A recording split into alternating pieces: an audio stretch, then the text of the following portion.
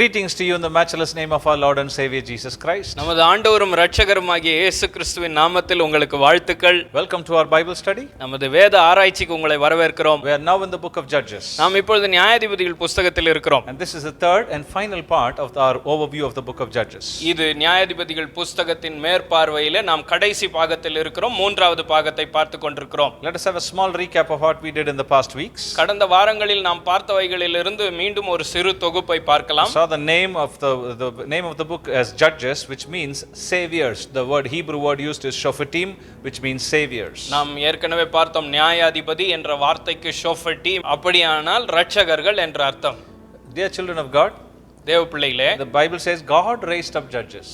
வேதம் சொல்லுகிறது கர்த்தர் நியாயாதிபதிகளை எழும்ப பண்ணினார். So there are 6 major judges and 6 minor judges mentioned in this book. இந்த புத்தகத்திலே 6 பெரிய நியாயாதிபதிகள் 6 சிறிய நியாயாதிபதிகள் குறிப்பிடப்பட்டிருக்கிறது. We then saw the structure of the book. அதற்கு பிறகு இந்த புத்தகத்தின் அமைப்பை நாம் பார்த்தோம். We could divide it into 3 different parts. 3 பாகங்களாக இதை பிரித்து பார்த்தோம். First part is chapter 1 until chapter 3 and verse 6.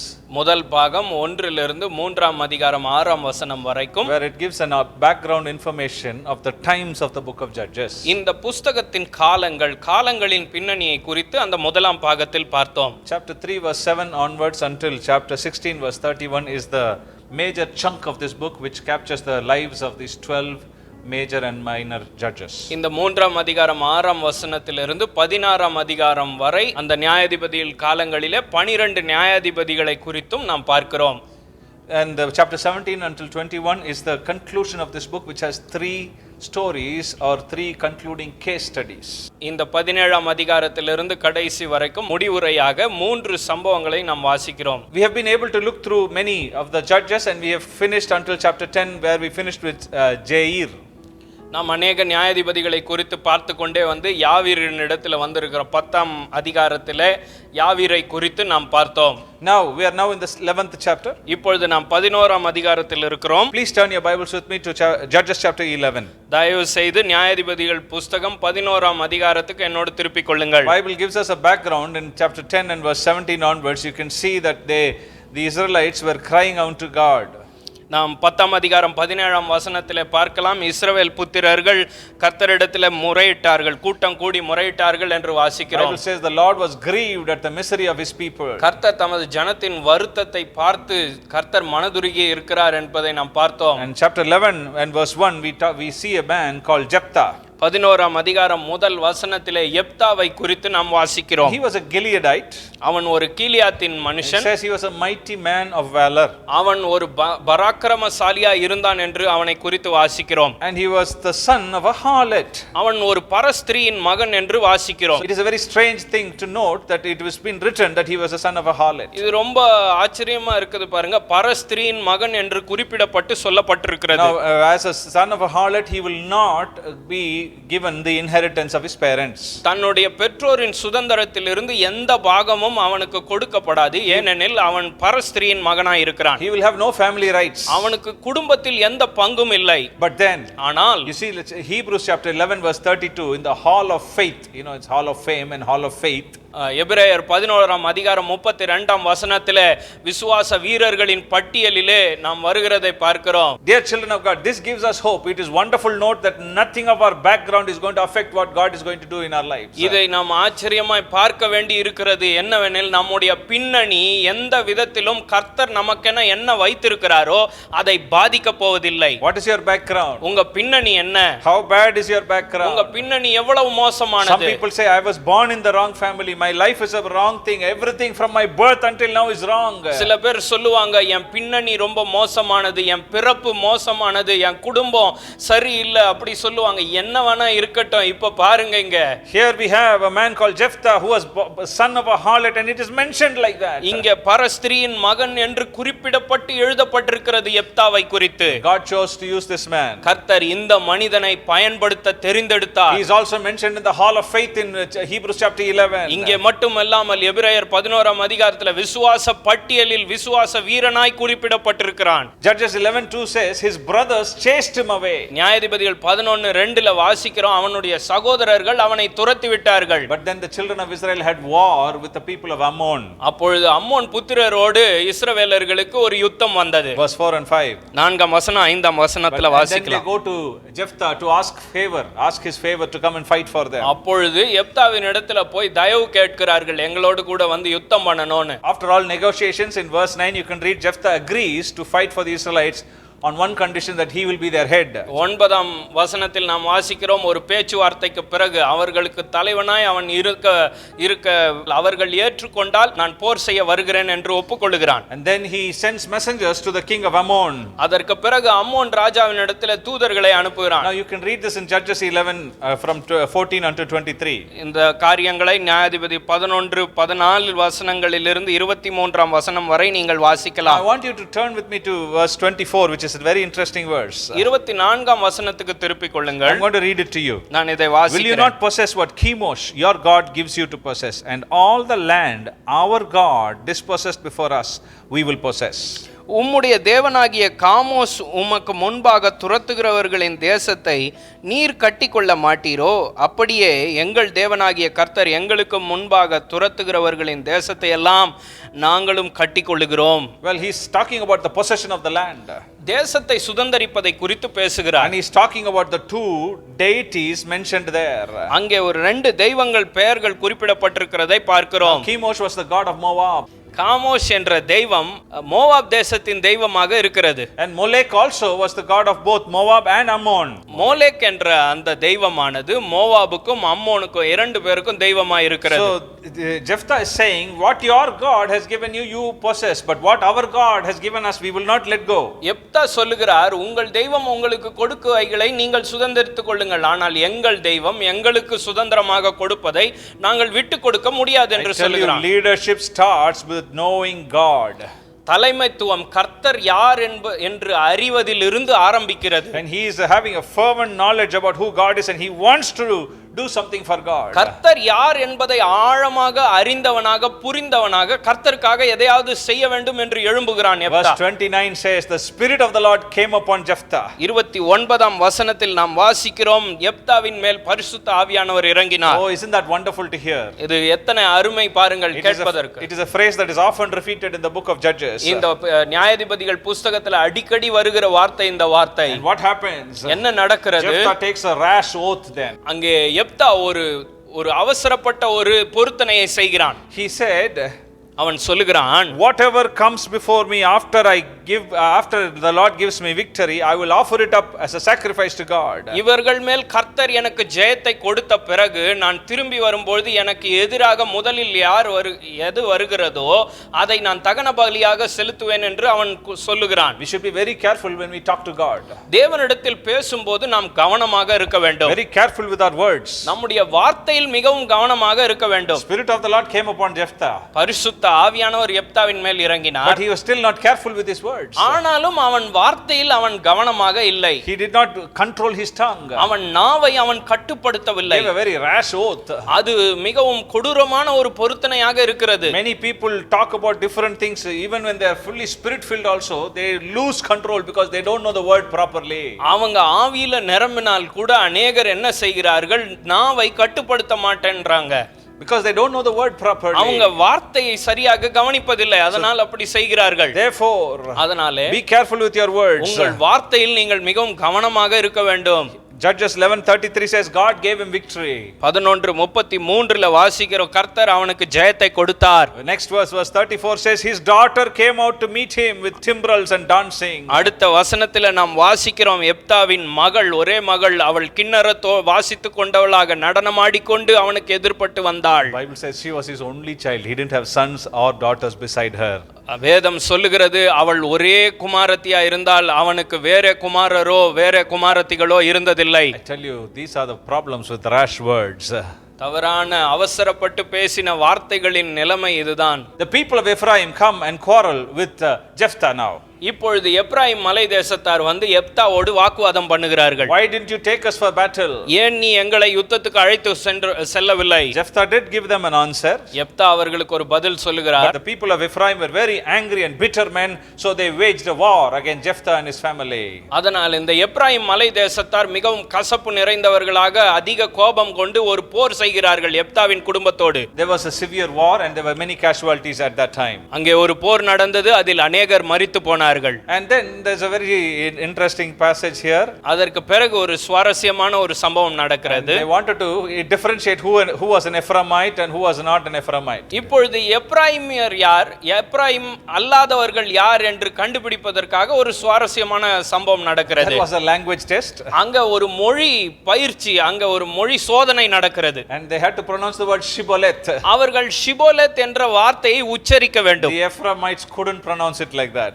இந்த எப்ராயிமியர்களுக்கு இது சரியாக உச்சரிக்க வராது. And therefore they were killed by their pronunciation. அவர்கள் அதை தவறாய் உச்சரிக்கும் போது அவர்கள் கொல்லப்பட்டார்கள். You can see the degradation of Israel, how bad it is going on. இஸ்ரவேலின் நிலைமை எவ்வளவு தரம் தாழ்ந்து வந்து கொண்டிருக்கிறது பாருங்கள். Such a wonderful position when God brought them out of Egypt and through the hands of Moses. மோசேவின் கரத்தினாலே விடுவிக்கப்பட்டு அவங்க கானான் தேசத்துக்கு எகிப்திலிருந்து விடுவிக்கப்பட்டு கொண்டு வந்த போது அவர்கள் என்ன நிலைமையில் இருந்தார் பாருங்கள். Joshua led them.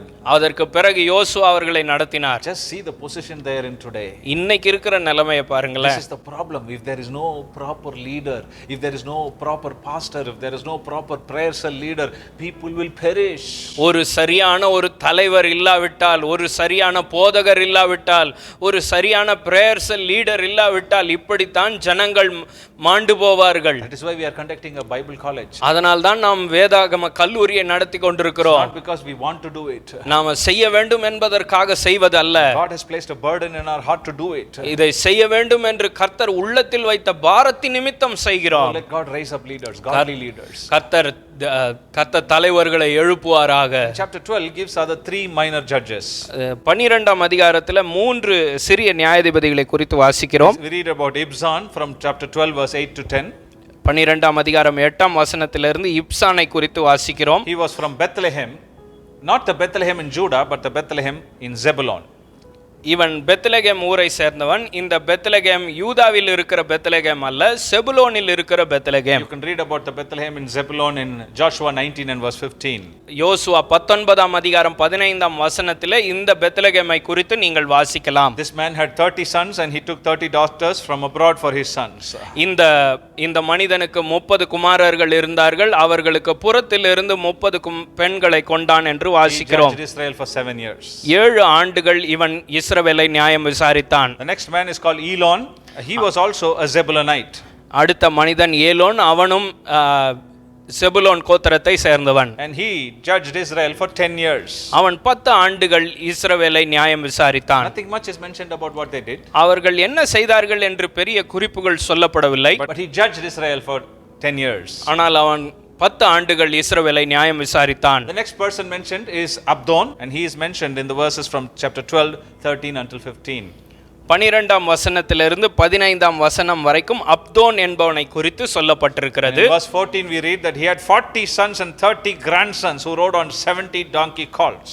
14ஆம் வசனத்தில் நாம் வாசிக்கிறோம், அவனுக்கு 40 குமாரரும் 30 பேரப்பிள்ளைகளும் இருந்தார்கள், அவர்கள் 70 கழுதைகளின் மேல் ஏறுவார்கள். He was a very rich man. அவன் மிகவும் செல்வந்தனாய் வாழ்ந்தான். On those standards in their times, this was a sign of very affluence of richness. அந்த அவர்கள் வாழ்ந்த நாட்களிலே இப்படியான ஒரு செல்வம், இப்படியாக இருப்பது, நல்ல வசதி வாய்ப்பு மிகுந்தவர்கள் வாழ்வது போல வாழ்க்கை இருந்திருக்கிறோம் என்பதை காட்டுகிறது. He judged Israel for 8 years. அவன் 8 ஆண்டுகள் இஸ்ரவேலை நியாயம் விசாரித்தான். So these are the 3 minor judges. இவர்கள் 3 சிறிய நியாயாதிபதிகள். Now we come to the last judge mentioned in the book of Judges.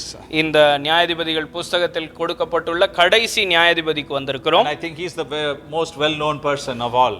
எல்லாரிலும் இவன் தான் மிகவும் தெரிந்தவனாக இருப்பான் எல்லாருக்கும். Every Sunday school child will know about this man called Samson. இந்த ஒவ்வொரு ஞாயிறு பள்ளி பிள்ளைக்கும் தெரிந்திருக்கும் சிம்சோனை குறித்து. Now we all have heard and read about the story of Samson.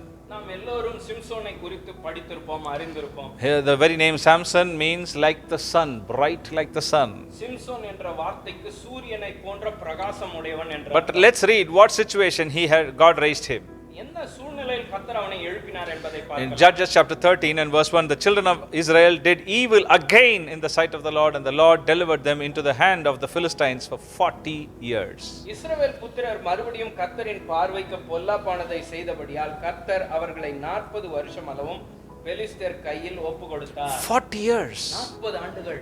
It has become a new normal for them. இது அவர்களுக்கு ஒரு புதிய சாதாரண நிலைமை போல மாறிவிட்டது. It's okay to be under the Philistines. பெலிஸ்தர்கள் கீழே வாழ்வது சரிதான், பரவாயில்லை என்று ஆகிவிட்டது. Even if they torture, it is what it is. Let us be under them. அவர்கள் துன்புறுத்தினாலும் என்ன செய்வது, சகித்து தான் ஆக வேண்டும் என்று ஆகிவிட்டது. It became a natural thing for them. அவர்களுக்கு இது ஒரு சாதாரண நிலைமை ஆகிவிட்டது. The Bible says, வேதம் சொல்லுகிறது, at this point, at this juncture, God raised up a man. அப்படிப்பட்ட நிலைமையிலே கர்த்தர் ஒரு மனிதனை எழுப்பினார். Now the angel of the Lord appeared to a woman from the tribe of Dan. தான் கோத்திரத்திலே ஒரு பெண்மணிக்கு கர்த்தருடைய தூதனானவர் தரிசனமானார். She was the wife of Manoah. மனோவாவின் மனைவி அவள். The Bible says in verse 3, she was a barren woman. மூன்றாம் வசனத்தில் சொல்லப்பட்டிருக்கிறது, அவள் மலடியாய் இருந்தாள். And the Lord appeared to her. கர்த்தர் அவளுக்கு தரிசனமானார். I can now say the Lord appeared to her. நான் இப்பொழுது சொல்லுகிறேன், கர்த்தர் அவளுக்கு தரிசனமானார். There were many times in the Old Testament where the Lord Jesus Christ himself appeared, and it was called Epiphanies. பழைய ஏற்பாட்டிலே அநேக தரம் கர்த்தருடைய தூதனானவர் தரிசனமானார். இந்த வார்த்தை எபிஃபனி என்று சொல்லுவார்கள். The Lord Jesus Christ himself appeared to many people. இயேசு கிறிஸ்துவே அநேகருக்கு தரிசனமானார். You can read it in Genesis 18. ஆதியாகமம் 18ஆம் அதிகாரத்தில் நீங்கள் இதை வாசிக்கலாம். There were two angels and the Lord. இரண்டு தேவ தூதர்கள் இருந்தார்கள், ஒரு தூதனானவர் இருந்தார். It was the Lord. அது தேவன் இருந்தார். You can see the Lord. Abraham was talking to the Lord. Abraham தேவனோடு கூட பேசினான். How do you know the difference between an angel of the Lord and the Lord? எப்படி கர்த்தருடைய தூதனுக்கும் கர்த்தருடைய தூதனானவர் தேவனுக்கும் வித்தியாசம் எப்படி கண்டுபிடிப்பது? You know, an angel will not accept sacrifice. ஒரு தூதன் பலியை ஏற்றுக்கொள்ள மாட்டான். Only God can accept sacrifice. தேவன் ஒருவர் மாத்திரமே, கர்த்தர் ஒருவர் மாத்திரமே பலியை ஏற்றுக்கொள்ள முடியும். So if you see this passage, the Lord accepted their sacrifice. இந்த பகுதியை நீங்கள் வாசித்து பார்த்தால் கர்த்தர் அவர்கள் பலியை ஏற்றுக்கொண்டார். God promised her a child and said that the child must be a Nazarite from his birth. கர்த்தர் அவளுக்கு பிள்ளையை கொடுப்பேன் என்று வாக்குத்தத்தம் பண்ணி அந்த பிள்ளை பிறந்த நாள் முதல் மரண நாள் வரைக்கும் ஒரு நசரேயனாக இருப்பான் என்று சொல்லப்பட்டார். Now you can see that what is a Nazarite vow in the book of Numbers chapter 6 from 1 to 8. என்னாகமம் புஸ்தகம் 6ஆம் அதிகாரம் 1 to 8 வசனங்கள் வரைக்கும் நசரேயன் என்றால் என்ன என்று சொல்லப்பட்டிருக்கிறது. Please do the cross referencing. தயவு செய்து நீங்கள் அந்த வேத வசனங்களை படித்து தெரிந்து கொள்ளுங்கள். You know, being a Nazarite is not a simple oath. நசரேய விரதம் என்பது ஒரு சாதாரண விரதம் அல்ல. People can take a Nazarite vow for a period of time in their lives. நசரேய விரதத்தை வாழ்க்கையின் ஒரு சில காலத்துக்கென்று எடுத்துக்கொள்ளலாம் ஜனங்கள். But in this instance it was supposed to be for his whole life. ஆனால் இந்த பகுதியில் நாம் வாசிக்கிறோம், அவன் மரண நாள் வரைக்கும் முழு வாழ்க்கையும் நசரேயனாக இருக்க வேண்டும் என்று. No razor should touch his hair. அவன் தலையிலே சவரகன் கத்தி படக்கூடாது. Should not go near a dead thing. ஒரு சவத்தின் இடத்தில் அவன் செல்லக்கூடாது. He should not drink wine or anything made of grapes. திராட்சை பழத்திலிருந்தோ அல்ல திராட்சை சாறையோ எதையுமே அவன் பருகக்கூடாது. Very small things but very important things that God mentioned from the Nazarite vow. இவைகள் எல்லாம் சிறிய காரியங்கள் போல தோன்றும், ஆனால் மிகவும் முக்கியமான காரியங்களாக கொடுக்கப்பட்டிருக்கிறது. Samson was born out of this promise. இந்த வாக்குத்தத்தத்திற்கு பிறகு சிம்சோன் பிறந்தான். Judges chapter 13 verse 24 says, the woman bore a son and called his name Samson, and the child grew and the Lord blessed him. நியாயாதிபதிகள் 13ஆம் அதிகாரம் 24ஆம் வசனம், பின்பு அந்த ஸ்திரீ ஒரு குமாரனை பெற்று அவனுக்கு சிம்சோன் என்று பெயரிட்டாள். அந்த பிள்ளை வளர்ந்தது, கர்த்தர் அவனை ஆசீர்வதித்தார். And chapter 13 verse 25, let's read it together. I want you to read it from your word. 13ஆம் அதிகாரம் 25ஆம் வசனம் சேர்ந்து வாசிக்கும்படி கேட்கிறேன். And the Spirit of the Lord began to move him in times at Mahane Dam, that is the camp of Dan, between Zorah and Eshtaol. அவன் சோராவுக்கும் எஸ்தோவேலுக்கும் நடுவில் உள்ள தானின் பாளையத்தில் இருக்கையில் கர்த்தருடைய ஆவியானவர் அவனை ஏவத் துவங்கினார். Bible says the Spirit of the Lord stirred him. வேதம் சொல்லுகிறது கர்த்தருடைய ஆவியானவர் அவனை ஏவத் துவங்கினார். Any leader in the making. This is the key, Spirit of the Lord. எந்த தலைவன் உருவாக்கப்பட்டு கொண்டிருக்கிறானோ கர்த்தருடைய ஆவியானவர், அதுதான் சாவி. All leaders, to all leaders I want to mention this. எல்லா தலைவர்களுக்கும் நான் இதை குறிப்பிட்டு சொல்ல விரும்புகிறேன். Cannot do the Lord's ministry with your head knowledge. உங்கள் அறிவை சார்ந்து உங்களால் ஊழியத்தை செய்ய முடியாது. Even if you have the Bible and you have even if you know the Bible from cover to cover. நீங்கள் வேத புஸ்தகத்தை முதலில் இருந்து முடிவு வரைக்கும் நீங்கள் கற்று தேர்ந்திருந்தால் கூட உங்களால் செய்ய முடியாது. வேதம் சொல்லுகிறது, The Spirit of the Lord is the one who starts the work for ministry. கர்த்தருடைய ஆவியானவர் தான் ஊழியத்துக்கு ஏவ துவங்குகிறவர். Any ministry, that is the starting point. எந்த ஊழியத்திற்கும் அதுதான் துவக்கம். In Samson, the Bible says the Lord stirred his spirit and Lord began to move him for ministry. சிம்சோனை குறித்து சொல்லப்பட்டிருக்கிறது, கர்த்தருடைய ஆவியானவர் அவனை ஏவ துவங்கினார். They were in a town called Zoar. அவர்கள் சோவார் என்ற ஊரிலே இருந்தார்கள். And in chapter 14, 14ஆம் வசனம். it's very sad to note this actually. இது ரொம்ப கவலை அளிக்கிற ஒரு காரியம் இத பார்க்கிறது. The moment the Spirit of the Lord began to train him or to move him, கர்த்தருடைய ஆவியானவர் அப்பொழுதுதான் அவனை ஏவ துவங்குகிறார். Very next verse, chapter 14 verse 1 says, he went down to Timnath and saw a woman of Timnath, of the daughter of the Philistines. அடுத்த வசனமே பாருங்கள், 14ஆம் அதிகாரம் முதல் வசனத்திலே, சிம்சோன் திம்னாத்துக்கு போய் திம்னாத்திலே பெலிஸ்தரின் குமாரத்திகளில் ஒரு பெண்ணை கண்டு. Now Timnath was not a far away town from Zorah. சோராவில் இருந்து திம்னாத் ரொம்ப தொலைவில் இல்லை. It was just 4 miles distance between Zorah and Timnath. சோராவில் இருந்து திம்னாத்துக்கு செல்வதற்கு 4 மைல் தூரம் தான் பிடிக்கும். So these people were in the border of Israel. இவர்கள் இஸ்ரவேல் நாட்டின் எல்லையிலே இருந்தார்கள். So if you cross 4 miles you go to the territory of the Philistines. 4 mile தாண்டினால் அவர்கள் பெலிஸ்திய எல்லைக்கு கடந்து செல்ல முடியும். But what happened? ஆனால் என்ன நடந்தது? God used even these negative circumstances to bring about blessing. இந்த எதிர்மறையான சூழ்நிலைகளையும் கர்த்தர் பயன்படுத்தி அங்கே கர்த்தர் தன்னுடைய காரியம் நிறைவேறுதலுக்காக இப்படி நடத்தினார். The Bible says, வேதம் சொல்லுகிறது, Samson went down to Timnath. திம்னாத்துக்கு Samson சென்றான். He went with his parents. அவன் பெற்றோரோடு சென்றான். Verse 5, chapter 14 verse 5 says he went to the vineyards of Timnath. 14ஆம் அதிகாரம் 5ஆம் வசனத்திலே நாம் வாசிக்கிறோம், அந்த திராட்சை தோட்டங்களின் அருகிலே அவன் சென்றான். And there he met with a lion.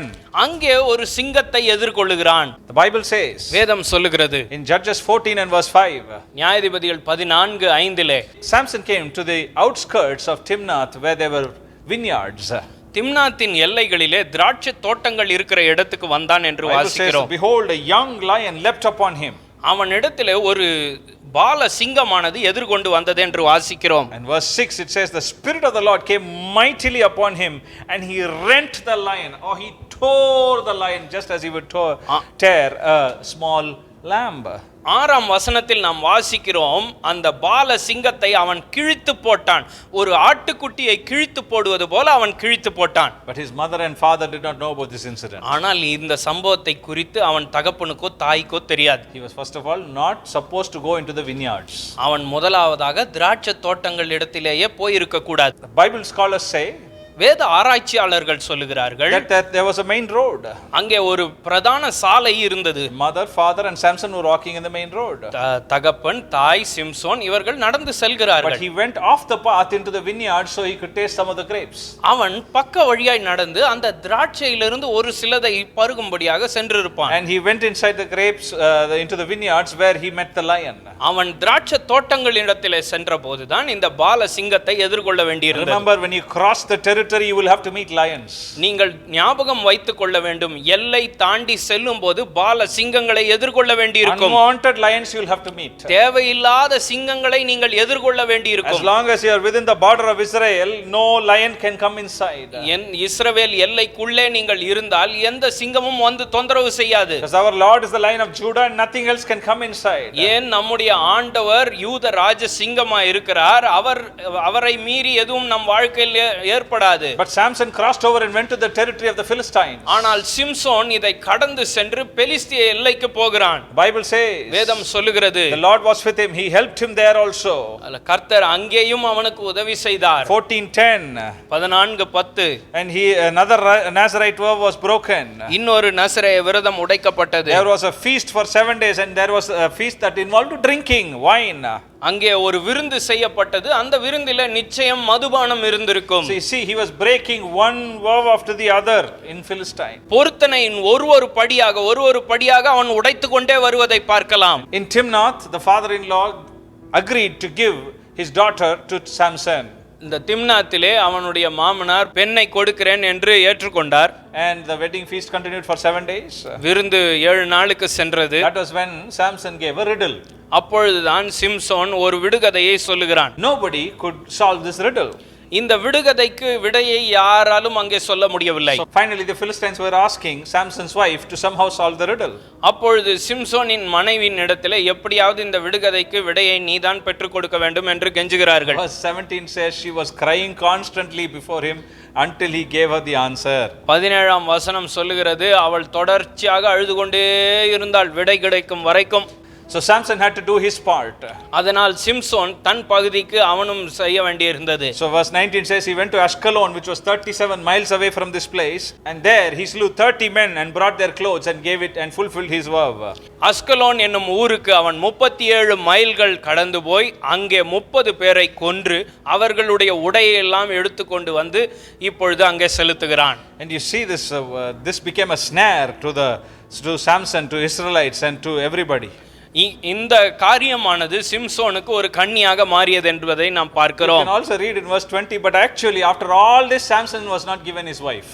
20வது வசனத்திலே நாம் வாசிக்கிறோம், இவ்வளவு நடந்த பிறகும் அவனுக்கு அந்த பெண் கொடுக்கப்படவில்லை. So Samson was even more angry now. அதனால் இப்பொழுது சிம்சோனுக்கு இன்னும் கோபம். Chapter 15 verse 4 says he caught 300 foxes and he tied them up together and lit torches and he burnt down the Philistine crops. 15ஆம் அதிகாரம் 4ஆம் வசனத்தில் இப்பொழுது வாசிக்கிறோம், அதனால் கோபம் கொண்ட சிம்சோன் 300 நரிகளின் வாலை பிடித்து அதை 2 கட்டி அதன் வால்களிலே பந்தங்களை கொளுத்தி விட்டான். You can see that 3 different types of crops were destroyed at that time. அங்கே 3 விதமான பயிர்கள் நாசம் அடைந்ததை நாம் பார்க்கிறோம். Standing corn was there, a vineyard was there, and olives were there. கதிர்கட்டுகள் இருந்தது, வெள்ளாண்மைகள் இருந்தது, திராட்சை தோட்டங்கள் இருந்தது. You see, all these were burnt down because of Samson's actions. இவைகள் எல்லாம் சிம்சோனுடைய காரியத்தினாலே முழுவதுமாக அழிக்கப்பட்டது. And then 15 verse 9 says the Philistines encamped in Judah and then they asked for Samson.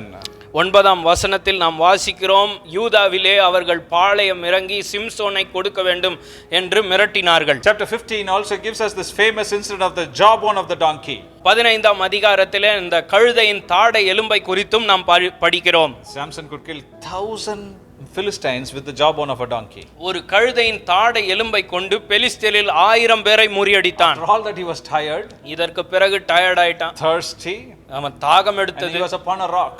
அவன் ஒரு கல்லின் மேல் படுத்து கொண்டிருக்கிறான். There in the clave of the hollow rock he was crying out to God. அந்த கன்மலையின் மேல் இருந்து கர்த்தரை நோக்கி முறையிடுகிறான். Oh Lord, should I die here? நான் இங்கேயே மரித்து போக வேண்டுமா? I don't have water. எனக்கு தண்ணீர் இல்லையே. What will I do? நான் என்ன செய்வேன்? Bible says the Lord opened a river and he called it En Hakore. அங்கே வசனம் சொல்லுகிறது, அவனுக்காக கர்த்தர் ஒரு நீரூற்றை திறந்தார், அதற்கு பேர் என் அக்கோரே. And it means one spring of the collar. என் அக்கோரி என்றால் கூப்பிடுகிறவனுடைய நீரூற்று என்று அர்த்தம். You see, until now we can see that Samson has been doing exploits with the Philistines. இப்பொழுது வரைக்கும் நாம் பார்க்கிறோம், பெலிஸ்தியர்களின் நடுவிலே சிம்சோன் பெரிய காரியங்களை செய்து கொண்டிருக்கிறான். Now we come to chapter 16. இப்பொழுது 16ஆம் அதிகாரத்துக்கு வருகிறோம். Where we see Delilah coming in. இப்பொழுது தெலீலாள் வருகிறார்கள். And the Bible says வேதம் சொல்லுகிறது, Samson fell on her lap. Samson தெலீலாளின் மடியில் படுத்து கிடந்தான். Samson was a man who always fell with women. Samson என்பவன் எப்பொழுதும் பெண்களின் பக்கம் சாய்ந்து விடுகிறவன். And it's a very sad story. இது ரொம்ப சோக கதை. Many great men and women of God have fell into the sexual sin. அநேக தேவ ஊழியர்கள், பெரியவர்கள், பெரிய காரியம் செய்தவர்கள் விபச்சார பாவத்திலே விழுந்திருக்கிறார்கள். It's a very difficult thing to overcome. இதை மேற்கொள்வது மிகவும் கடினமானதாக இருக்கிறது. Nobody can take it light-heartedly. யாரும் இதை லேசாக எடுத்துக்கொள்ள முடியாது. Many people say I will overcome. நிறைய பேர் சொல்லுவாங்க, நான் ஜெயித்து விடுவேன். That is not how you overcome. அப்படி ஜெயிப்பது அல்ல. By the grace of God he will help me overcome. நம் தேவனுடைய கிருபையை சார்ந்து நாம் ஜெயிக்க முடியும். So kindly be with that attitude. அந்த மனப்பான்மையோடு நாம் இருக்க வேண்டும். Just a few interesting, because you know this incident, I don't want to delve deeply into it. இது உங்களுக்கு ஏற்கனவே தெரிந்திருக்கிறதுனால நான் அதிகமா இதை குறித்து ஆழமாய் சொல்ல விரும்பவில்லை. Bible says, வேதம் சொல்லுகிறது, chapter 16 and verse 5, 16ஆம் அதிகாரம் 5ஆம் வசனம், the lords of the Philistines, that's what it says. பெலிஸ்திய அதிபதிகள் என்று வாசிக்கிறோம். There were 5 lords of the Philistines. பெலிஸ்திய அதிபதிகள் 5 பேர் இருந்தார்கள். It was there were 5 cities there, அங்கே 5 பட்டணங்கள் இருந்தது. and these were the 5 lords of the Philistines. இங்க இந்த 5 அதிபதிகள் அந்த 5 பட்டணங்களுக்கு They all இருந்தார்கள். came and offered her, this Delilah, a lot of money and silver if she could hand over Samson. சிம்சோனை அவர்கள் கையில் ஒப்பு கொடுத்தால் அதிக பணம் வெள்ளி இவைகளை கொடுப்பதாக தெலீலாளுக்கு வாக்கு பண்ணினார்கள் இந்த பெலிஸ்திய அதிபதிகள். In fact, they said, we'll give you 12.5 kilograms of silver. 12.5 kilo வெள்ளியை கொடுப்பதாக அவர்கள் சொன்னார்கள். Please make a note of this. தயவு செய்து இதை குறிப்பிடுங்கள். The Bible says each one of us will give you 1100 pieces of silver.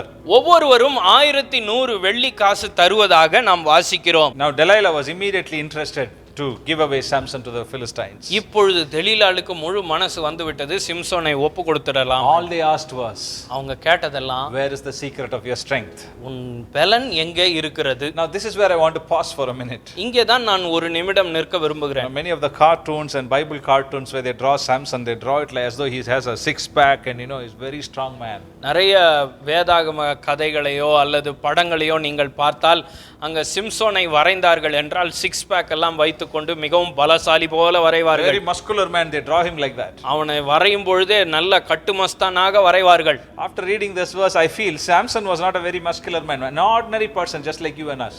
ஆனா இதை வாசித்த பிறகு நமக்கு என்ன அறிகிறது என்றால், சிம்சோன் சாதாரண ஒரு மனிதன், நம்மை போல சாதாரண மனிதன். You look ordinary, பார்க்கிறதுக்கு சாதாரணமா இருக்கிறான். but look at the strength you have. Where did it come from? ஆனா அவனுக்கு இருக்கிற பலன் எங்க இருந்து வருகிறது? And we all know the story. நமக்கு இந்த சம்பவங்கள் எல்லாம் தெரியும். Finally Samson gave her the information. கடைசியாக சிம்சோன் அவளுக்கு ரகசியத்தை சொல்லி விடுகிறான். And then it says, வேதம் சொல்லுகிறது, the Philistines caught him. பெலிஸ்தியர்கள் அவனை கட்டி போட்டார்கள். And they took him to their temple. அவர்களுடைய தெய்வத்தின் கோவிலுக்கு அழைத்து சென்றார்கள். 16th chapter verse 21, he was given the job of a woman. He was to grind flour. 16ஆம் அதிகாரம் 21ஆம் வசனத்தில் நாம் வாசிக்கிறோம், ஒரு பெண்மணியின், ஒரு ஸ்திரீயின் வேலை அவனுக்கு கொடுக்கப்படுகிறது. அவன் மாவரைக்க வேண்டி இருக்கிறது. And you see, Samson, the deliverer of Israel, was now caught in the hands of the Philistines. இப்பொழுது விடுவிக்க வேண்டிய சிம்சோன் பெலிஸ்தியர்கள் கையில் சிறைபிடிக்கப்பட்டிருக்கிறான். He is now in a desperate situation. இப்பொழுது அவன் மிகவும் பரிதாபமான நிலையில் இருக்கிறான். And at that moment, அந்த நிலைமையிலே he still called out to God. அவன் கர்த்தரை நோக்கி கூப்பிட்டான். And even the last moment, அந்த கடைசி நேரத்திலே he called out to God. கர்த்தரை நோக்கி முறையிட்டான். And God gave him such a great victory. கர்த்தர் அவனுக்கு மிகப்பெரிய ஒரு வெற்றியை கொடுத்தார். Through him, அவன் மூலமாக there was a great exploit being done. அங்க பெரிய ஒரு ஜெயம் உண்டானது. The Bible says, வேதம் சொல்லுகிறது, he killed more people than when he was alive. அவன் உயிரோடு இருந்த நாளில் கொன்றதை பார்க்கிலும் அந்நாளில் அவன் செய்தது மிகவும் அதிகமாக இருந்தது. 16th chapter 30th verse, he had killed 1030 Philistines until then. 30ஆம் வசனத்தில் நாம் வாசிக்கிறோம், அங்கே வரைக்கும் 1030 பேரை அவன், அங்கே வரைக்கும் 1030 பெலிஸ்தியர்களை அவன் கொன்று இருக்கிறான். But now, just in that instant, he killed 3000 people. ஆனால் இப்பொழுது இந்த ஒரே சமயத்தில் 3000 பேரை கொன்று விட்டான். See, God helped him. கர்த்தர் அவனுக்கு உதவி செய்தார். But it is a very sad story. ஆனால் இது மிகவும் சோகமான ஒரு சம்பவம். We heard many sermons on Samson. சிம்சோனை குறித்து அதிகமான பிரசங்கங்கள் I கேட்டிருப்பீர்கள். want you to read it for yourself. நீங்களே அதை வாசிக்க வேண்டும் என்று விரும்புகிறேன். Delve into the word. இந்த வார்த்தைக்கு ஆழங்களுக்குள்ள செல்லுங்கள். See how hard it is for a man of God to remain with integrity. ஒரு உண்மையோடு கூட வாழ்ந்து முடிப்பது எவ்வளவு கடினம் என்று பாருங்கள். God expects such people. கர்த்தர் அப்படிப்பட்ட ஆட்களை எதிர்பார்க்கிறார். Millions of people in bondage and in slavery. அநேக லட்சங்கள் அடிமைத்தனத்திலும் கஷ்டத்திலும் வாழ்கிறார்கள். God is raising up people. கர்த்தர் இப்படி தலைவர்களை எழுப்புகிறார். God is filling them with His Spirit. கர்த்தர் தம்முடைய ஆவியினால் நிரப்புகிறார். Oh, how many people I've seen being filled with the Spirit of God. நான் எத்தனை பேரை பார்த்திருக்கிறேன் ஆவியானவரால் நிரப்பப்பட்டிருக்கிறார்கள். Oh, we long to see such leaders to rise. அப்படிப்பட்ட தலைவர்கள் எழும்ப வேண்டும் என்று ஆவலாய் எதிர்பார்க்கிறோம். All of a sudden, ஆனால் திடீரென்று they fall into this trap. இப்படிப்பட்ட கண்ணிகளிலே வலைகளிலே சிக்கி We விடுகிறார்கள். need to pray for them. நாம் அவர்களுக்காய் ஜெபிக்க வேண்டும். Hallelujah. Hallelujah. Now, this is the time where we finish the period of the judges. இந்த பகுதியோடு நாம் நியாயாதிபதிகளின் காலத்தை முடிக்கிறோம். So, all the 12 judges we have finished. நாம் 12 நியாயாதிபதிகளையும் முடித்து Now, we விட்டோம். come to the concluding part of the book of Judges. இப்பொழுது இந்த நியாயாதிபதிகள் புத்தகத்தின் முடிவுரைக்கு வந்திருக்கிறோம். Chapter 17 until 21. 17 இருந்து 21 But அதிகாரங்கள் to give you a வரைக்கும் few hints of these chapters. இந்த அதிகாரங்களின் ஒரு சில குறிப்புகளை நான் கொடுக்க விரும்புகிறேன். Chapter 17 until 21 talks about the pathetic condition in Israel. 17 அதிகாரத்திலிருந்து 21 அதிகாரம் வரைக்கும் மிகவும் சோககரமான சம்பவங்களை இந்த வாசிக்கிறோம். You know, the Israelites became Canaanites actually.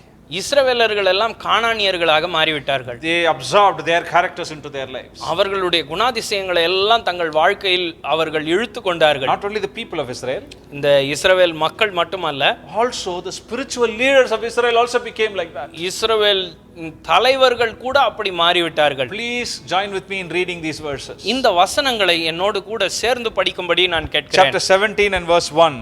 17 அதிகாரம் முதல் வசனம். Now we're going to read about a man who was from the hill country of Ephraim. His name was Micah. Ephraim மலை தேசத்தானாகிய மீகாவை குறித்து நாம் வாசிக்கிறோம் 17 அதிகாரம் முதல் வசனத்திலே. The name Micah means who is like Jehovah. மீகா என்ற வார்த்தைக்கு அர்த்தம் யெகோவாவை போல யார் உண்டு என்ற Such a அர்த்தம். wonderful name he has. எவ்வளவு அற்புதமான பெயர் பாருங்க. But look at this man. ஆனால் இந்த மனிதனை பாருங்கள். He has fallen off to such a low state. That is what we are going to see.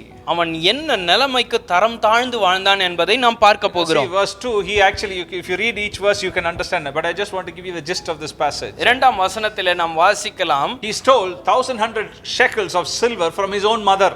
தன் சொந்த தாயினிடத்திலிருந்து 1100 வெள்ளி காசுகளை திருடி விட்டான். But she spoke a curse in his hearing, and so he got scared of the curse, and he came and gave back the 1,100 shekels. அந்த தாய் திருடினவனை சபித்து விட்டாள். அந்த சாப வார்த்தைகள் இவன் காதில் விழுந்தபோது திரும்ப வந்து அந்த வெள்ளி காசை கொடுத்து விட்டான். Now the mother is blessing him.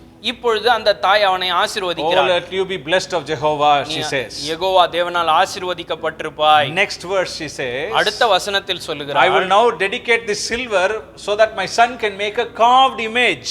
இப்பொழுது இந்த வெள்ளியை என் மகனுக்கே கொடுத்து விடுகிறேன், அவன் இந்த வெள்ளியை வைத்து வெள்ளியினால் வார்க்கப்பட்ட ஒரு சொரூபத்தை செய்வான் என்று சொன்னாள். Isn't this astonishing to look at? இதை பார்க்கும்போது ஆச்சரியமா இல்லையா? He stole, அவன் திருடினான், and then now he is returning it back. இப்பொழுது அதை திருப்பி கொடுக்கிறான். And to make things right, what is she doing? She is giving it to a silversmith to make an idol.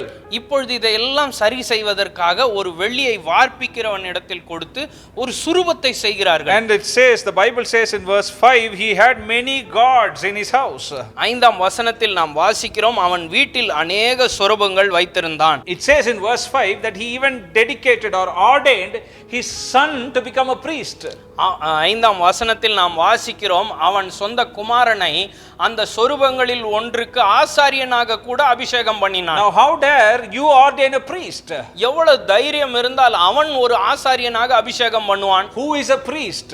ஒரு ஆசாரியன் யார்? He has to come from the lineage of Aaron. அவன் Aaron குடும்பத்தை சேர்ந்தவனாக இருக்க வேண்டும். Not everybody can become a priest. எல்லாரும் ஆசாரியனாக மாறிவிட முடியாது. It is impossible for everybody to become a priest. எல்லாரும் ஆசாரியனாக மாறுவது சாத்தியமல்லாதது. The Levites are divided into 3 families. லேவியர்கள் 3 குடும்பங்களாக பிரிகிறார்கள். The Gershonites, கெர்சோனியர்கள், Kohathites, கோகாத்தியர்கள், and the Merarites. மேராரியர்கள். You know, these 3 groups, these 3 families had 3 specific functions at the tabernacle. இந்த 3 குடும்பங்களுக்கும் விசேஷ பொறுப்புகள் ஆசாரிப்பு கூடாரத்திலே இருந்தது. Kohath's son Amram was the father of Moses, Aaron and Miriam. கோகாத்தினுடைய மகன் Amram அவர்கள்தான் மோசே, ஆரோன் அவர்கள், மிரியாம் அவர்களுடைய தகப்பனாய் இருந்தார். And out of that only the priests could come. அதிலிருந்து தான் ஆசாரியத்துவம் வருகிறது. So any priest could come only from the lineage of Aaron. அதனால் ஆரோனின் வம்சத்தை சேர்ந்தவர்கள் மாத்திரம்தான் ஆசாரியர்களாக வர முடியும். We already discussed this when we were studying the book of Leviticus. நாம் லேவியராகமம் புஸ்தகத்தை நாம் படிக்கும் பொழுது இவைகளை குறித்து நாம் தியானித்திருக்கிறோம். All the others were called Levites. மற்றவர்கள் எல்லாம் லேவியர்கள். Please understand this very carefully. தயவு செய்து இதை கவனமாக கவனியுங்கள். All the other children of Levi were Levites. மற்றவர்கள் எல்லாம் லேவியர்கள். Only the children of Aaron were priests. Aaron குடும்பத்தார் மாத்திரம் ஆசாரியர்கள். And they were only allowed to carry the covenant ark of the covenant. அவர்கள் மாத்திரம் தான் இந்த உடன்படிக்கை பெட்டியை சுமக்கிறதற்கு அனுமதிக்கப்பட்டார்கள். All the others had other functions. மற்றவர்களுக்கு மற்ற பொறுப்புகள் இருந்தது. But here look at this man Micah from the tribe of Ephraim. He is dedicating his own son to be a priest. ஆனால் இங்கே பாருங்கள், எப்ராயிம் கோத்திரத்தை சேர்ந்த இந்த மீகா ஆசாரியனாக தன் குமாரனை அபிஷேகம் பண்ணுகிறான். What is this all showing? இதெல்லாம் என்ன காட்டுகிறது? People don't know the word of God. தேவனுடைய வார்த்தையை அறியாத ஜனங்களாய் அவர்கள் இருந்தார்கள். They just think what is right and they do what is right. அவங்க மனசுல எது சரின்னு பட்டதோ அதை சரியாக செய்து விட்டார்கள். You know, we took a key verse for the book of Judges. இந்த நியாயாதிபதிகள் புஸ்தகத்துக்கான ஒரு மைய வசனம் எடுத்தோம், ஞாபகம் இருக்கிறதா? It is in 17 and verse 6. 17ஆம் அதிகாரம் 6ஆம் வசனத்திலே அது இருக்கிறது. In those days there was no king in Israel and each man did what was right in his own eyes. அந்த நாட்களிலே இஸ்ரவேலிலே ராஜா இல்லை, அவனவன் தன் பார்வைக்கு சரி போனபடி செய்து வந்தான். Now just see this passage. We've just seen 6 or 7 verses. 6-7 வசனங்களை பார்த்து கொண்டு வருகிறோம். Just see how many commandments they've already broken. எத்தனை கட்டளைகளை மீறி இருக்கிறாங்கன்னு பாருங்க. 10 commandments are there. 10 கட்டளைகள் இருக்கிறது. Out of the 10 commandments, what all they've broken? 10ல எதெல்லாம் உடைத்திருக்காங்க? Thou shalt not steal. களவு செய்யாதிருப்பாயாக. That is the 8th commandment. அது 8வது கட்டளை. They have broken that. அதை இப்போ உடைத்து விட்டார்கள். And then the next one, thou shalt not make a carved image.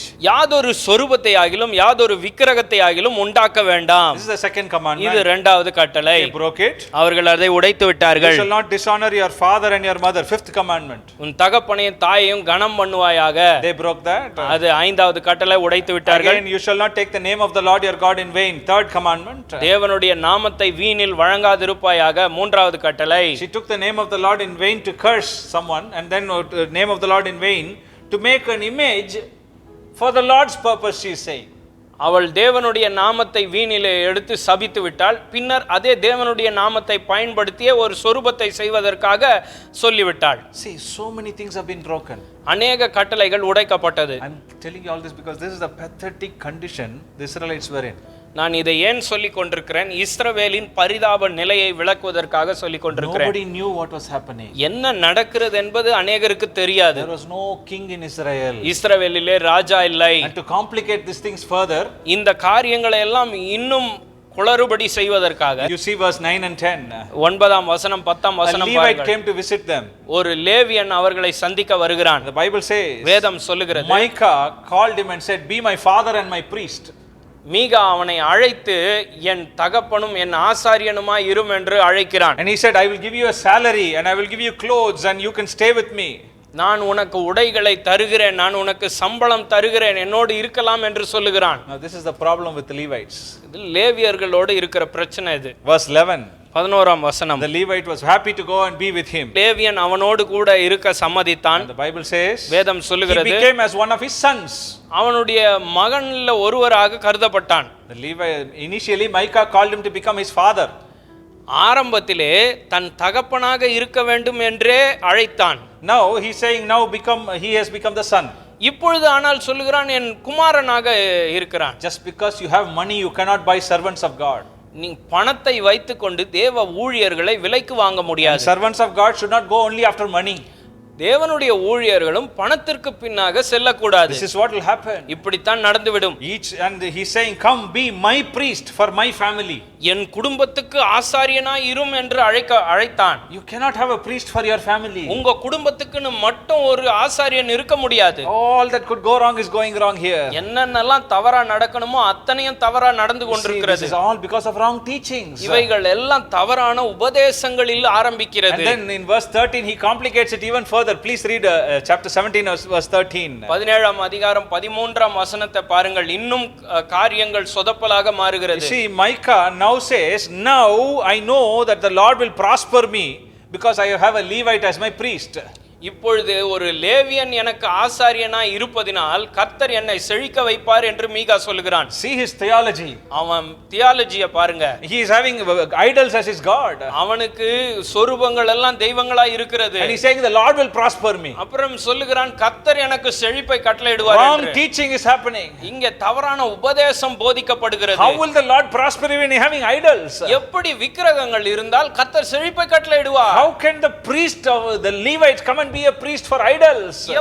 எப்படி ஒரு லேவியன் வந்து இங்க விக்கிரகங்களுக்கு ஆசாரியனாய் இருப்பான்? Oh, the falling away is happening. இப்பொழுது விழுகை நடந்து கொண்டிருக்கிறது. I tell you something. நான் ஒரு காரியத்தை சொல்லட்டும். Before the coming of the Lord, தேவனுடைய வருகைக்கு முன்பாக such type of falling away will also happen. இப்படிப்பட்ட விழுகையும் நடைபெறும். There will be a great time of revival. அங்கே ஒரு பெரிய எழுப்புதல் கட்டளையிடுவார். Jesus is coming very soon. இயேசு சீக்கிரமாய் வருகிறார். When he comes, just before he comes, there will be a revival. அவர் சீக்கிரமாய் வருவதற்கு முன்பாக ஒரு எழுப்புதல் But காத்திருக்கிறது. it also says there will be a time of falling away. அதே நேரத்திலே ஒரு விழுகையும் இருக்கிறது. Chapter 18, Judges chapter 18. நியாயாதிபதிகள் 18ஆம் அதிகாரம். It's interesting, the very first verse starts, there was no king in Israel. That's how it starts. அந்த ஆச்சரியமா பாருங்க, அந்த முதல் வசனமே இஸ்ரவேலிலே ராஜா இல்லை என்று தான் துவங்குகிறது. Now this starts with the tribe of Dan in chapter 18. இங்க 18ஆம் அதிகாரத்திலே தான் கோத்திரத்திலிருந்து துவங்குகிறது. And it says the tribe of Dan did not have inheritance for themselves at this point. இந்த நிலைமையிலே தான் கோத்திரத்துக்கென ஒரு சுதந்திரம் இல்லை.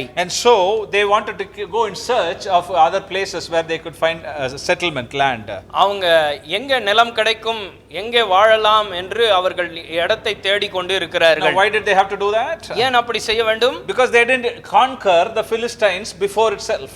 ஏனென்றால் அவர்கள் இதற்கு முன்பாக பெலிஸ்தியர்களை முறியடிக்கவில்லை. You see in the first chapter in verse 34, Judges 1:34, you can read about Dan. நியாயாதிபதிகள் 1ஆம் அதிகாரம் 34ஆம் வசனத்திலே தான் கோத்திரத்தை குறித்து நீங்கள் வாசிக்கலாம். Dan was in the northern part of Israel. தான் இஸ்ரவேலின் வடபகுதியிலே இருந்தது. And the Philistines were close to it. அந்த பெலிஸ்தியர்கள் எல்லாம் அதற்கு மிக அருகாமையில் இருந்தார்கள். Amorites were close to it. அமோரியர் அதற்கு மிக அருகாமையில் இருந்தார்கள். And they chased away the people of Dan. தான் கோத்திரத்தை அவர்கள் துரத்தி விட்டார்கள். So now they are now looking for other places. இப்பொழுது மற்ற இடங்களை எல்லாம் தேடிக்கொண்டிருக்கிறார்கள். And what did they do? என்ன செய்தார்கள்? Please read chapter 18 verse 2. 18ஆம் அதிகாரம் 2ஆம் வசனம் They வாசியுங்கள். sent 5 brave men to look out like spies to look out where there is land. எங்கே நிலம் எங்கே தேசம் இருக்கிறது என்று பார்க்கும்படியாக 5 உளவுக்காரர்களை அனுப்புகிறார்கள். And just like Moses sent the spies, they are also sending spies. மோசே வேவுக்காரரை அனுப்பினது போல இவர்களும் அனுப்புகிறார்கள். Now what happened? இங்க என்ன நடக்கிறது? வேதம் சொல்லுகிறது, they came to the house of Micah.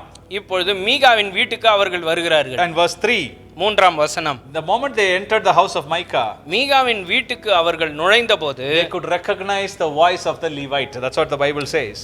அவர்களால் அந்த லேவியனின் சத்தத்தை அறிந்து கொள்ள முடிந்தது. They're asking, who brought you here? Why did you come here? அவர்கள் லேவியனை பார்த்து கேட்கிறார்கள், நீ எப்படி இங்கே வந்தாய்?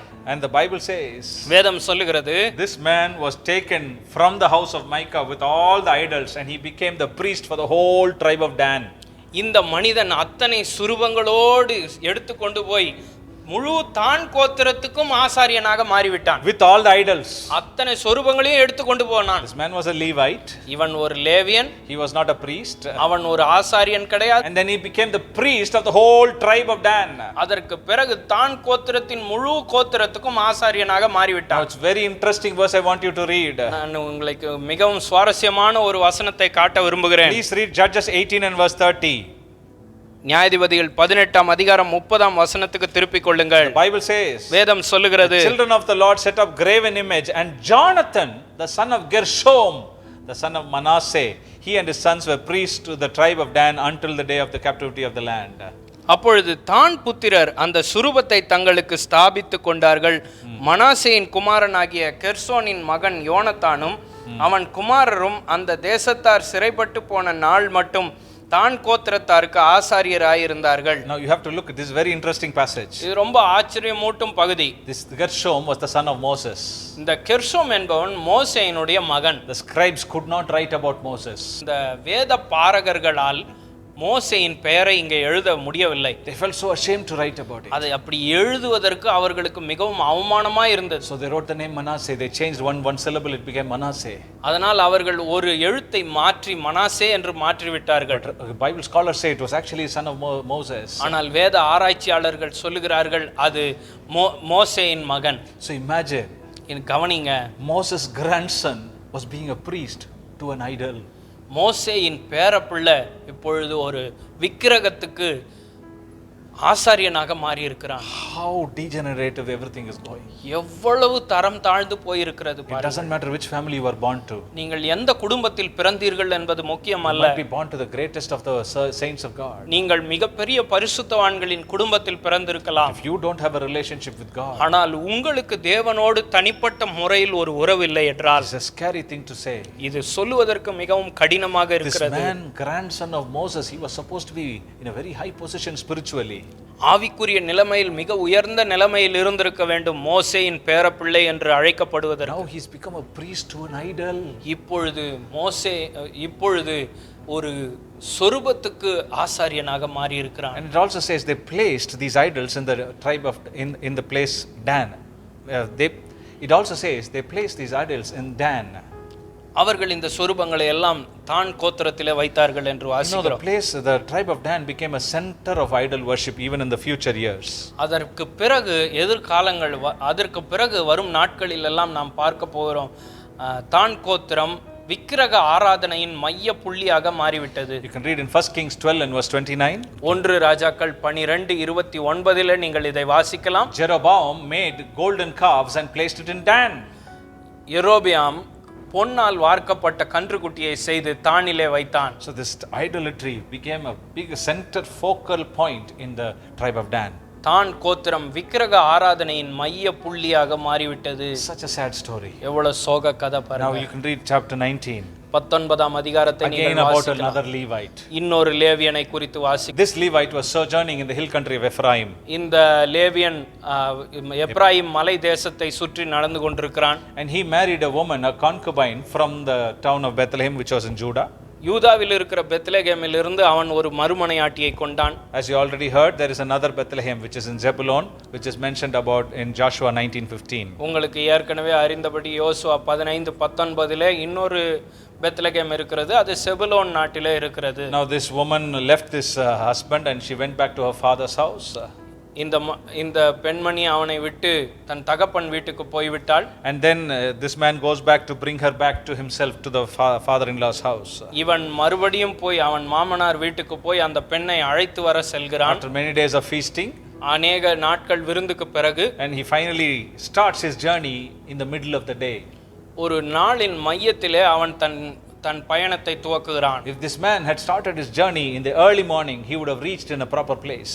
அவன் விடியற் காலையிலே தன் பயணத்தை துவங்கி இருந்தால் சரியான நேரத்துக்கு போய் சேர்ந்திருப்பான். He didn't start his journey early in the morning. அவன் பயணத்தை அவன் அதிகாலையில் துவக்கவில்லை. And in chapter 19 verse 10 you can see he came to a town called Jebus. 19ஆம் அதிகாரம் 10ஆம் வசனத்திலே நாம் வாசிக்கிறோம், அவன் ஏபூஸ் என்ற ஒரு இடத்துக்கு வந்தான். Now if you are interested to know what Jebus is, ஏபூஸ் என்றால் என்ன என்று உங்களுக்கு ஆர்வமா இருந்தால், it is the town, it is the city of Jerusalem. அது எருசலேம் பட்டணம். Because the Jebusites were ruling there, it was called Jebus. எபூசியர்கள் அங்கே ஆண்டு கொண்டிருந்ததால் அது ஏபூஸ் என்று அழைக்கப்பட்டது. And this man was sojourning through that, he went through that. அந்த ஏபூஸ் பட்டணத்தின் வழியாக அவன் நடந்து செல்கிறான். His servant urged him, let us stay here for the night, let us stay here and then go in the morning. அவன் வேலையாட்கள் சொல்லுகிறார்கள், இங்கே தங்கிவிட்டு செல்லுங்கள், காலையிலே செல்வோம் என்று. But then he didn't want to stay there. ஆனா அவனுக்கு அங்கே தங்க விருப்பம் இல்லை. He was a true Levite. அவன் ஒரு உண்மையான ஒரு லேவியன். Because he didn't want to stay in the land of strangers or aliens. அவன் புறஜாதியார் தேசத்திலே வாழ விரும்பவில்லை. Not even for a single night. ஒரு இரவுக்கு கூட தங்க அவனுக்கு அங்கே விருப்பம் இல்லை. So he came to Gibeah. அதனால் அவன் கிபியாவுக்கு வருகிறான். Verse 13. 13ஆம் வசனம். And he says, the Bible says that they came to the square, the town square in the place of Gibeah. அவன் அங்கே கிபியாவில் இருக்கிற இடத்துக்கு வந்து சேர்ந்தான் என்று வாசிக்கிறோம். Gibeah was a Benjamite town. கிபியா என்பது ஒரு பென்யமீன் கோத்திரத்துக்கு சேர்ந்தது. And verse 15. 15ஆம் வசனம். Nobody offered them hospitality. யாருமே அவனுக்கு உபசரிக்க, இரவு தங்குவதற்கு அவனுக்கு உபசரிக்க ஆள் இல்லை. You can see the same kind of story happening in Genesis 19. ஆதியாகமம் 19ஆம் அதிகாரத்தில் இதே காரியங்கள் நடந்ததை நாம் பார்க்கலாம். Same Sodom and Gomorrah type of incident happening here. Sodom கொமோராவில் நடந்தது போலவே சம்பவம் இங்கே நடக்கிறதை பார்க்கலாம். To summarize, நான் இதை சுருக்கி சொன்னால், very horrible story this is. ரொம்ப கொடூரமான ஒரு சம்பவம். The people of Gibeah, the men of Gibeah raped the concubine of this man. இந்த கிபியா நாட்டின் மனிதர்கள் எல்லாம் சேர்ந்து இந்த லேவியனின் மறுமனையாட்டியை கற்பழித்து போட்டார்கள். And she died. அவள் அங்கே மரித்து போனாள். Seeing this gruesome thing, இப்படிப்பட்ட கொடூரமான சம்பவத்தை பார்த்த பிறகு he cut her into 12 pieces. அவளை 12 துண்டுகளாக வெட்டினான். Now imagine this. இதை கற்பனை செய்து Oh, பாருங்கள். it is just to imagine this is horrible. இதை கற்பனை செய்வதே மிகவும் He கொடூரமானது. sent those 12 different parts to 12 different tribes. 12 துண்டுகளையும் 12 கோத்திரங்களுக்கு அனுப்பி வைத்தான். And then there was a war beginning to happen. அங்கே ஒரு யுத்தம் நடக்க ஆரம்பித்தது. Chapter 20 talks about it. 20ஆம் அதிகாரம் அதை குறித்து சொல்லுகிறது. And actually it was a very fair war. இது ரொம்ப நியாயமான ஒரு போர் தான். In chapter 20, 20ஆம் அதிகாரத்திலே you can see verse 13, the people of Israel asking, just deliver those wicked men of Gibeah who did evil to this woman. இந்த பெண்மணிக்கு தவறு இழைத்த அந்த நபர்களை எங்களிடத்தில் ஒப்பு கொடுங்கள் என்று தான் கேட்கிறார்கள். Just those evil men you deliver us, everything will be solved. யார் இந்த தீங்கை இழைத்தார்களோ அவர்களை மட்டும் விட்டு விடுங்கள் எங்கள் கையிலே என்று தான் கேட்கிறார்கள். But they did not accept for it. அதை அவர்கள் அங்கீகரிக்கவில்லை. Bible says வேதம் சொல்லுகிறது there was a war happening. அங்கே ஒரு யுத்தம் நடக்கிறது. You see about the tribe of Benjamin it is mentioned. பென்யமீன் கோத்திரத்தை குறித்து இங்கே சொல்லப்பட்டிருக்கிறது. 20 and verse 16, let me read it to you. 20:16 Among all these were 700 chosen left-handed men. Everyone could sling stones at a hair and not miss. அந்த ஜனத்தார் எல்லோருக்குள்ளும் தெரிந்து கொள்ளப்பட்ட இடதுகை வாக்கான 700 பேர் இருந்தார்கள். அவர்கள் அனைவரும் ஒரு மயிரிழையும் தப்பாதபடிக்கு கவன்கல் எறிவார்கள். Very very skilled warriors these people were. இவர்கள் எல்லாம் மிகவும் கைதேர்ந்த யுத்த வீரர்கள். But they had only 22,000 people with them. ஆனால் அவர்களிடத்தில் 22,000 பேர் தான் இருந்தார்கள். Only 22,000. வெறுமனே 22,000 பேர் தான். And then the whole nation of Israel was against them. முழு இஸ்ரவேல் நாடும் இவர்களுக்கு எதிராக நிற்கிறது. There were 400,000 men fighting against these people. 4 லட்சம் பேர் இவர்களுக்கு எதிராக வந்து நிற்கிறார்கள். Now there was a severe war happening at the time in Israel. இஸ்ரவேலிலே மிகப்பெரிய யுத்தம் நடந்து கொண்டிருந்தது. And on the first day of the war, அந்த யுத்தத்தின் முதலாம் நாளிலே Israelites suffered a blistering loss of 22,000 lives. இஸ்ரவேலர்களுக்கு 22,000 பேர்கள் மாண்டு போனார்கள். Second day 18,000 men died. இரண்டாம் நாளிலே 18,000 பேர் மாண்டு போனார்கள். Bible says வேதம் சொல்லுகிறது, they went and cried in the house of the Lord in Shiloh. அவர்கள் ஷீலோவில் இருக்கிற கர்த்தருடைய வீட்டிலே போய் அழுது முறையிட்டார்கள். Shiloh was in the center point of the nation of Israel. இஸ்ரவேல் நாட்டிலே ஷீலோ என்பது மையத்திலே இருந்தது. And it's the Bible says வேதம் in சொல்லுகிறது, Joshua 22 and verse 13, Joshua 22:13 there was the tent of the Lord in Shiloh. அங்கே ஷீலோவிலே கர்த்தருடைய ஆசரிப்பு கூடாரம் இருந்தது. Hallelujah. Hallelujah. There they went to the house of the Lord and the people of Israel wept. அங்கே அவர்கள் ஷீலோவிலே கர்த்தருடைய ஆசரிப்பு கூடாரத்துக்கு தேவனுடைய வீட்டுக்கு சென்று அழுது முறையிட்டார்கள். Next day அடுத்த நாளிலே Lord granted them victory. கர்த்தர் அவர்களுக்கு ஜெயத்தை கட்டளையிட்டார். It was a victory. அது எப்படிப்பட்ட ஜெயம்? It was a victory. அது ஒரு ஜெயம். But it was a very bitter victory. ஆனால் அது மிகவும் கசப்பான ஒரு ஜெயம். Why? ஏன்? Only 600 Benjamite men were remaining. ஏனெனில் 600 பென்யமீனிய மனிதர்கள் மட்டுமே மீதம் இருக்கிறார்கள். Everyone else was destroyed. மற்றவர்கள் எல்லாம் மாண்டு போனார்கள். Now in chapter 21, the final chapter of the book of Judges, 21ஆம் அதிகாரம் கடைசி அதிகாரத்திலே verse 3, all of Israel is crying out to the Lord. எல்லாரும் போய் இஸ்ரவேலர்கள் எல்லாரும் போய் அழுது முறையிடுகிறார்கள். Oh Lord, why should one tribe be washed away? ஏன் ஆண்டவரே, ஒரு கோத்திரமே அழிந்து போகிறது. And then they made a peace pact with these 600 men. இந்த 600 பேரோடு ஒரு சமாதான உடன்படிக்கை செய்தார்கள். And then they came to a conclusion. அதற்கு பிறகு ஒரு முடிவுக்கு வந்தார்கள். They came to a tricky solution. அவர்கள் ஒரு சூழ்ச்சியை செய்தார்கள். And they found wives for these men. இந்த மனிதர்களுக்கெல்லாம் அவர்கள் பெண் கொண்டார்கள். And what happened? என்ன நடந்தது? The Bible says வேதம் சொல்லுகிறது, in Judges 21 verse 25, that's how it ends. நியாயாதிபதிகள் 21:25 இப்படித்தான் முடிகிறது. There is no king in Israel, each one did what was right in his own eyes. நாளிலே இஸ்ரவேலிலே ராஜா இல்லை, அவனவன் தன் பார்வைக்கு சரி போனபடி செய்தான். Very sad ending for this book. இந்த புஸ்தகத்துக்கு சோகமான ஒரு முடிவு. I tell you, child of God, தேவனுடைய பிள்ளைகளே, everything rises and falls with leadership. விழுகையும் எழுகையும் தலைமைத்துவத்தை பொறுத்து தான் இருக்கிறது. If people are falling, it is because of lack of true leadership. ஜனங்கள் விழுகிறார்கள் என்றால் சரியான தலைமைத்துவம் இல்லை என்றுதானே அர்த்தம். If people are still in slavery, it's because of lack of good leadership. ஜனங்கள் இன்னும் அடிமைத்தனத்தில் இருக்கிறார்கள் என்றால் சரியான தலைமைத்துவம் இல்லை என்று அர்த்தம். This is a challenge to whoever is listening. இதை கேட்டுக்கொண்டிருக்கிற யாருக்கும் இது ஒரு சவாலாக Oh Lord, வருகிறது. would you raise up leaders? ஆண்டவரே, தலைவர்களை எழுப்பும் ஆண்டவரே. We can do two things. நீங்கள் ரெண்டு காரியம் செய்யலாம். ஒன்று, you can pray for leaders, godly leaders to be raised up. தெய்வீக தலைவர்கள் எழும்பும்படி ஜெபிக்கலாம். Or அல்லது you yourself can prepare yourself to be a leader. நீங்களே ஒரு தலைவனாக எழும்பும்படி ஆயத்தப்படலாம். Unless God's calling comes upon you, you can't do that. கர்த்தரால் அழைக்கப்பட்டால் ஒழிய அப்படி செய்ய முடியாது. So stay in his presence, understand what God's heart is for you. கர்த்தருடைய இருதயம் உங்களை குறித்து என்ன இருக்கிறது என்பதை அறிந்து கொள்ளுங்கள். Plead in his presence. அவர் பிரசன்னத்திலே சென்று முறையிடுங்கள். Oh, let there be intercessory prayers raised up. மன்றாட்டு ஜெபங்கள் அதிகரிக்கட்டும். Hallelujah. Hallelujah. There is a video in our channel called Blessed Preparation. நம்முடைய சேனலிலே Blessed Preparation என்ற ஒரு வீடியோ இருக்கும். Kindly have a look at it. அதை போய் பாருங்கள். How does God prepare leaders? எப்படி கர்த்தர் தலைவர்களை உருவாக்குகிறார். Oh, God is in search of leaders. கர்த்தர் தலைவர்களை தேடிக் கொண்டிருக்கிறார். Will you arise as one? நீங்கள் ஒரு தலைவனாக எழும்புவீர்களா? There is a desperate need for people to arise. ஜனங்கள் தலைவர்களாக எழும்ப வேண்டிய தேவை அதிகம் இருக்கிறது. Will you arise as one? நீங்கள் ஒரு தலைவனாக எழும்புவீர்களா? Let us pray. நாம் ஜெபிக்கலாம். Father God, we thank you for your presence. அன்புள்ள ஆண்டவரே, உம்முடைய பிரசன்னத்துக்காய் நன்றி சொல்லுகிறோம். Oh Lord, let godly leaders arise. ஆண்டவரே, தெய்வீக தலைவர்கள் எழும்புவார்களாக. The land is laid waste and desolate because there are no leaders, oh Lord. ஆண்டவரே, இந்த பூமியானது வெறுமையாய் விடப்பட்டிருக்கிறது தலைவர்கள் இல்லாததினால். Oh, raise up leaders, Lord. ஆண்டவரே, தலைவர்களை எழுப்பும் ஆண்டவரே. The book of Judges teaches us one lesson. இந்த நியாயாதிபதிகள் புத்தகம் எங்களுக்கு ஒரு பாடத்தை கற்பிக்கிறது. We need godly leaders. எங்களுக்கு தெய்வீக தலைவர்கள் தேவை. The land had rest during these leaders' time. இந்த தலைவர்களின் காலத்தில் அமைதல் உண்டாயிருந்தது. Raise up leaders, oh Lord. ஆண்டவரே, தலைவர்களை எழுப்பும் ஆண்டவரே. And as your word says, உம்முடைய வார்த்தை சொல்லுகிறபடி, let your spirit move these leaders to arise. ஆண்டவரே, உம்முடைய ஆவியானவர் இந்த தலைவர்கள் எழும்பும்படியாக ஏவுவீராக. Come and move them, oh Lord. ஆண்டவரே, நீர் வந்து ஏவுவீராக. Right now where we're praying, let the leaders arise. நாங்கள் இப்பொழுது ஜெபித்துக் கொண்டிருக்கிற இதே வேளையில தலைவர்கள் எழும்புவார்களாக. Prepare them, oh Lord. அவர்களை ஆயத்தப்படுத்துவீராக. Bless your people. உம்முடைய ஜனத்தை ஆசீர்வதியும். In Jesus' mighty name we pray. இயேசுவின் வல்லமையுள்ள நாமத்தில் ஜெபிக்கிறோம் பிதாவே. Amen. Amen. God bless you. ஆண்டவர் உங்களை ஆசீர்வதிப்பாராக.